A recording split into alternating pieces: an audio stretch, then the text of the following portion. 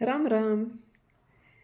हम अक्सर बातें करते हैं कि हमारा सनातन धर्म बहुत पुराना है। हम जानते हैं, ग्रंथों में लिखा है, हम सुनते आ रहे हैं। हमारे पास जो हमारे वेद है, पुराण है, उपनिषद है, जो ले लो, रामायण जी, गीता जी, सब हमारे पास है। हम उसमें कितने बार पढ़ते हैं, कितने ज्ञान उससे पाते हैं, जीवन में उपयोग करते हैं। आपको पता है, हमारे बीच भी ऐसे हमारे पूर्वज हैं, ऐसे हमारे बीच परिवार है जिसने खुद अपने हाथों से ग्रंथों को भी लिखा है।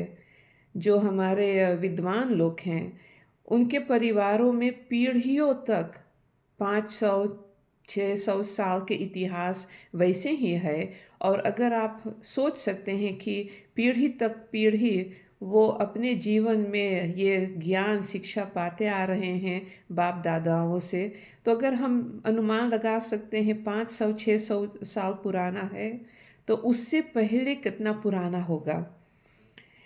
मैं अपनी भारत की यात्रा में एक विद्वान आचार्य जी के घर पर थी, आचार्य त्रिपाठी जी। उनके दादा के लिखे हुए कितने किताब हैं उनके पास। सौभाग्य मेरी कि मैं उनके साथ बैठकर कुछ चर्चा की। और ये एक 3 वीडियो में मैं एक एक करके 3 ग्रंथों के बारे में आचार्य जी से बातचीत करूँगी। और उसके बारे में कुछ और जानकारी वो हमें देंगे। तो ये बहुत भाग्यशाली हम सब है साथ में कि आचार्य जी हमें अपने पूर्वज के लिखे हुए किताबों के बारे में कुछ हमें बता रहे, ज्ञान दे रहे हैं। और कितने बातें उससे आपको पता चलेगा। मैं तो एकदम गदगद थी उस वक्त पर। और ये 1 साल पुराना वीडियो मैं आज आपके सामने ला रही हूँ। और आप देखकर अपने जीवन में वो महसूस कीजिए कि हमारा सनातन धर्म कितना पुराना है, कितना ऐतिहासिक है और कितना महान है।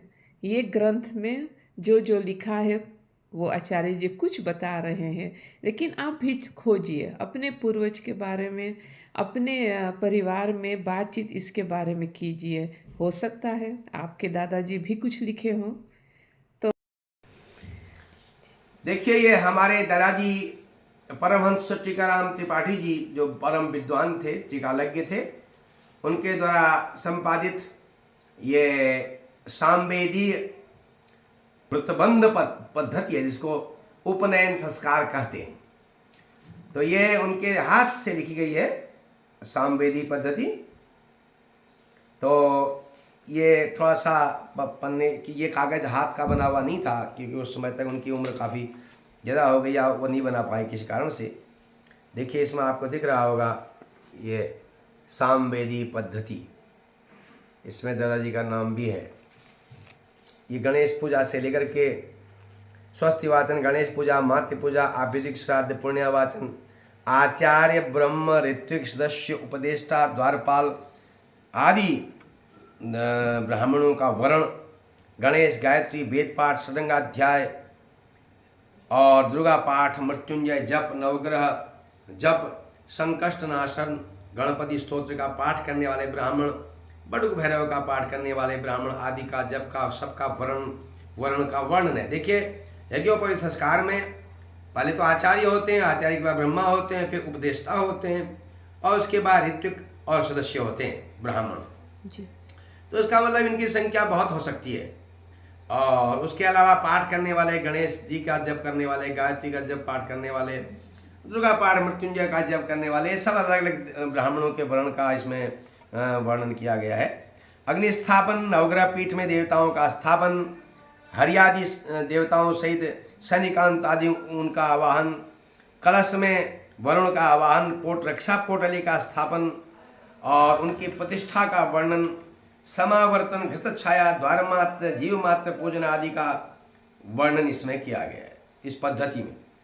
इस पद्धति का संपादन हमारे दादाजी जो उद्भट विद्वान थे, त्रिकालज्ञ थे, उनके द्वारा किया गया है।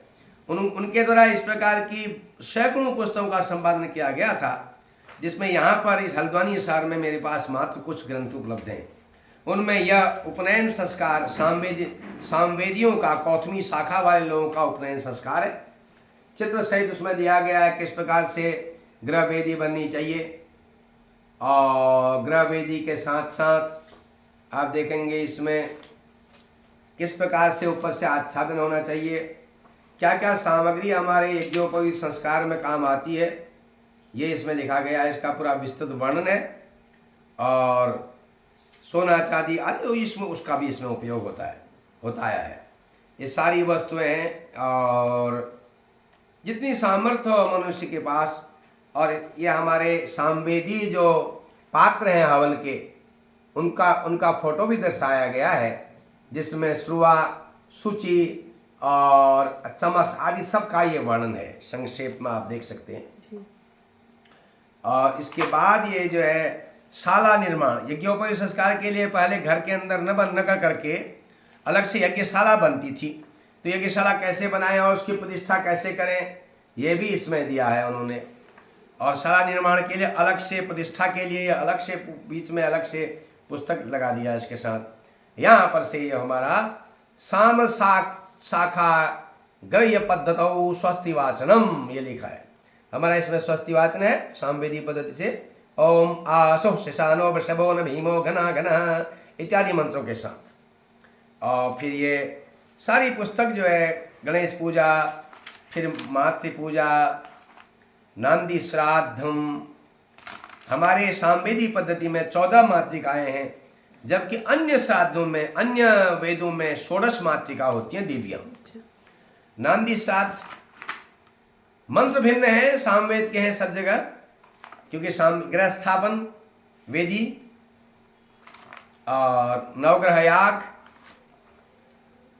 ग्रह याग में कलश स्थापन, ग्रह याग हवन आदि, ये सब इस पुस्तक में वर्णित है। होम का पूरा क्रम, ये यज्ञोपवीत जिसको उपनयन संस्कार कहते हैं, व्रतबंध भी कहते हैं, उससे पहले दिन का कार्यक्रम जिसको हम ग्रहयाग कहते हैं वह है। यज्ञोपवीत व्रतबंध में मुख्यतः 2 दिन लगते हैं पूरे, और उससे पहले सोहालिका आदि का निर्माण होता है, गणेश आदि पूजन पहले हो जाता है, तो कुल मिला के 4-5 दिन लगते हैं।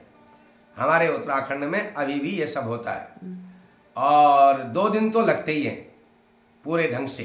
पहला दिन पूरा लगता है काम करने में, और यज्ञोपवीत वाला दिन में लगभग 12 बजे तक, कभी कभी 1 बजे तक पूरा हो जाता है।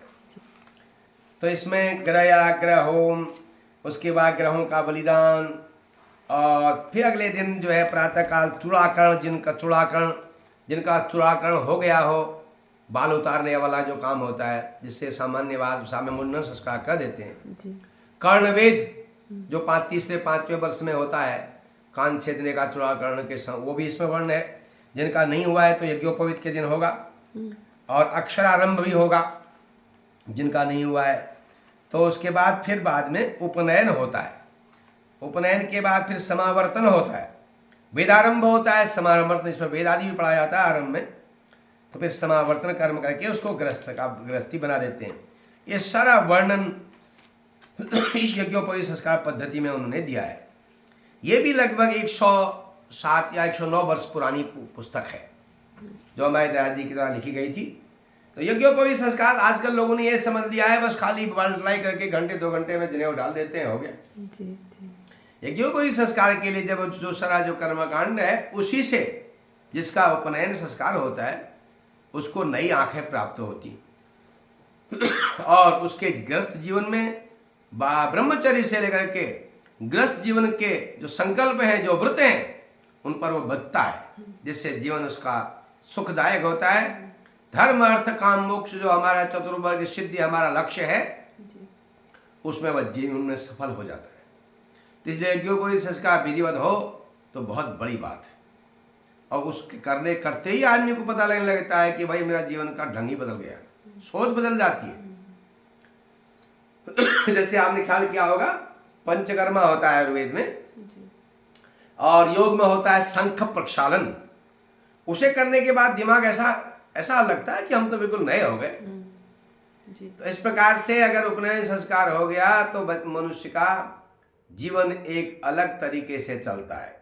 हमारा जीवन एक इस प्रकार से ऐसी बुनियाद में स्थिर होता है जिससे कि हमें जीवन में असफलता वाला सोच कभी नहीं आता और हम सीधे ईश्वरीय शक्तियों से जुड़े रहते हैं।